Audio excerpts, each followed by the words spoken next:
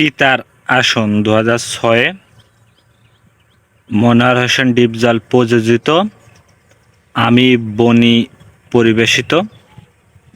কাহিনী ও সংলাপ মনোয়ার হোসেন ডিপজল এবং পরিচালনায় এফআই মানিক, আলাউদ্দিন আলীর সঙ্গীতে এবং আরমানের ফাইটিং ডিরেক্টর মাসুম বাবুল এবং ইমদাদুল হক খোকনের নৃত্য পরিচালনায়।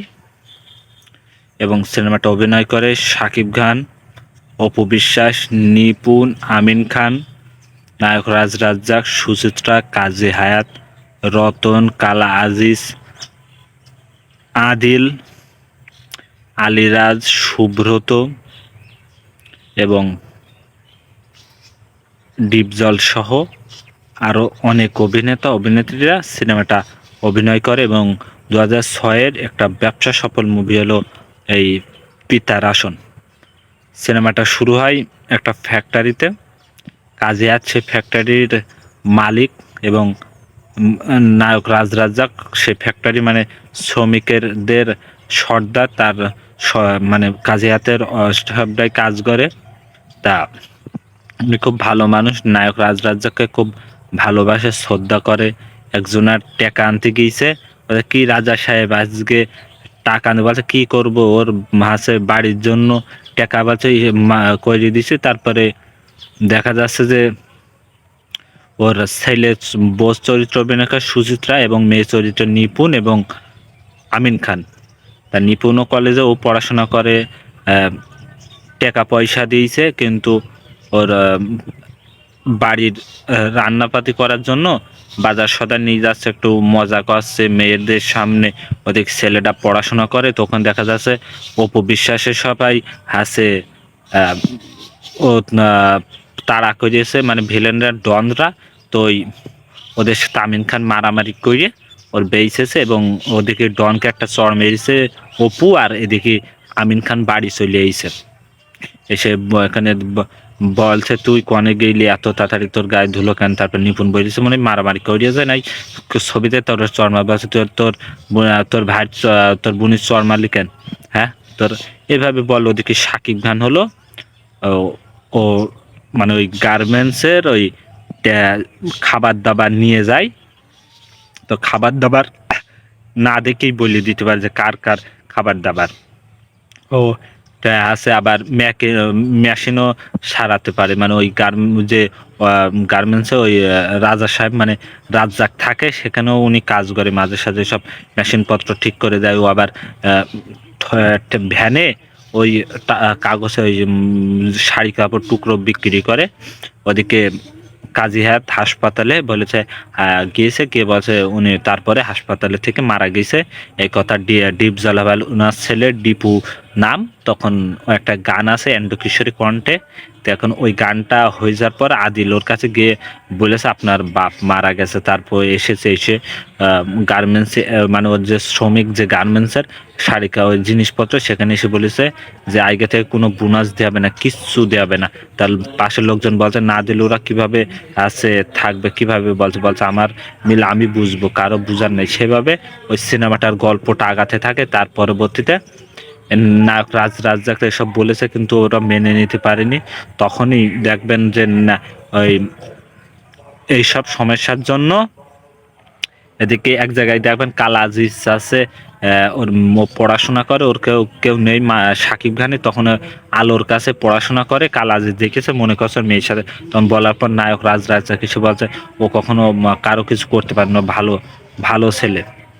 এভাবে গল্পটা আগাতে থাকে। তারপরে ডিপজলদের সাথে ঝামেলার কারণে ওই ফ্যাক্টরিতে যারা শ্রমিক ছিল তারা সবাই নায়ক রাজ রাজ্জাকের সাথে চলে আসে। তারপরে ওই যে শাড়ির টুকরা ফুকরা বিক্রি করতো, ওদিকে আমিন শাকিব খানের সাথে অপু বিশ্বাসের প্রেম হয়ে গেছে। গাড়িতে যাতে যাতে আমিন খান তাড়া করেছে, তখন ওই একটা গাড়িতে আছে শাকিব খানের সাথে তাকে দেখা দেখিতি ওদের ওর লিপ দিয়েছে, তারপর চলে এসেছে। এভাবে কথাবার্তা হয় তাদের মধ্যে। ওদিকে আমিন খানের বোন নিপুণও প্রথমে 1-2 দিন থেকে ওর প্রেমে পাগল হয়ে গিয়েছে।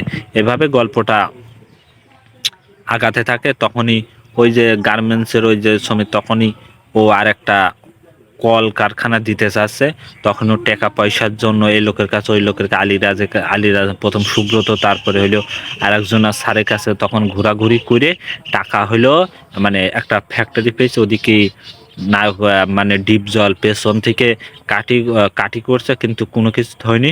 পরবর্তীতে ওরা কোনোভাবে আলিরাজের হাতে করে আছে টাকা পেয়ে ওই কারখানায়, কিন্তু ওদিকে দেখা যায় অপু বিশ্বাসের মেয়ে চরিত্র অভিনয় করছে, মানে বাপ চরিত্র অভিনয় করছে আলিরাজ, কিন্তু আলিরাজের সাথে ভালো সম্পর্ক ওদের, এভাবে থাকে। তারপর আস্তে আস্তে অপু বিশ্বাসের সাথে প্রেম হয়, ওদের প্রেমের কথা হয়, কিন্তু তারপরে যখন ওদের কলকারখানা রাজা টেক্সটাইল যখন বড় হয়ে গেল, যখন ও বড় মালিক নায়ক রাজরাজ্জাক আমিন খানরা তখন ওই দেখাশোনা করে, ওদিকে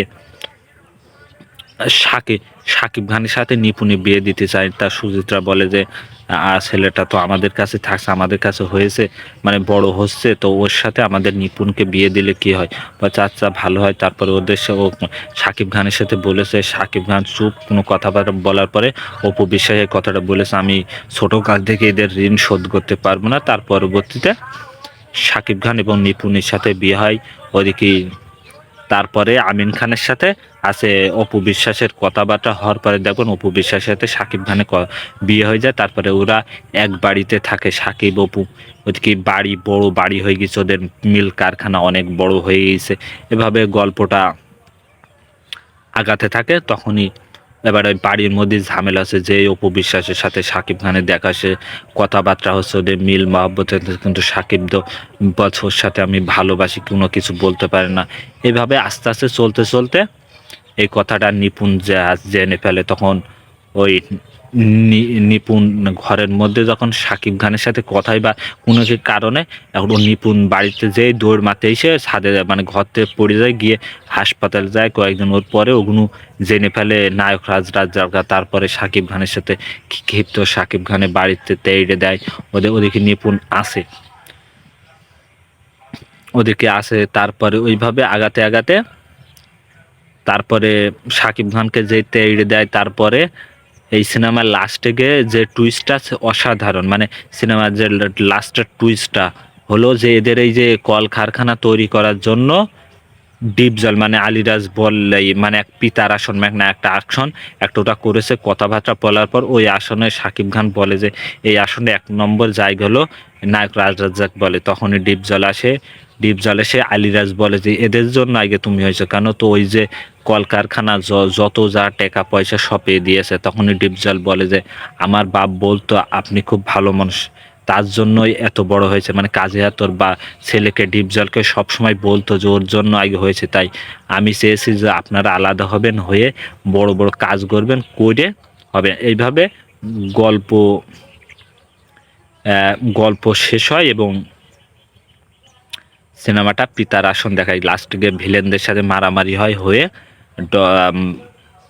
আমিন খান নিপুণদের সব মিল হয়ে যায়। এদিকে দেখা যায় অপুনায় নিপুণ মারা যায় ওদের লাস্টে গিয়ে এই ঝামেলাটা হয়। কিন্তু গল্পটা দেখলে বুঝতে পারবেন যে মনোয়ার হোসেন ডিপ জলের কাহিনী সংলাপ, এফআই মানিক পরিচালক, আলাউদ্দিন আলীর সঙ্গীতে, কবির বকুলির গানে, এন্ড্রু কিশোর, মনির খানদের কণ্ঠে যে গানগুলো আছে, গানগুলো দেখলে বুঝতে পারবেন যে গানগুলো ছিল তো অসাধারণ, মানে 4-5টা গান তো অসাধারণ। তাছাড়া নায়ক রাজরাজ্জাক, ডিপ জল, কাজিয়া থেকে ডিপ জল অসাধারণ অভিনয় করেছে। সাকিব খানের পিতার আসন কেন, তা আমি বলতে পারি যদি কারো ভালো লেগে থাকে আমার এই কথাগুলো শুনে, তো অবশ্যই সিডি চয়েস মুভি ধামাকায় এই পিতার আসন মুভিটা আছে, একবার হলেও দেখে আসতে পারেন।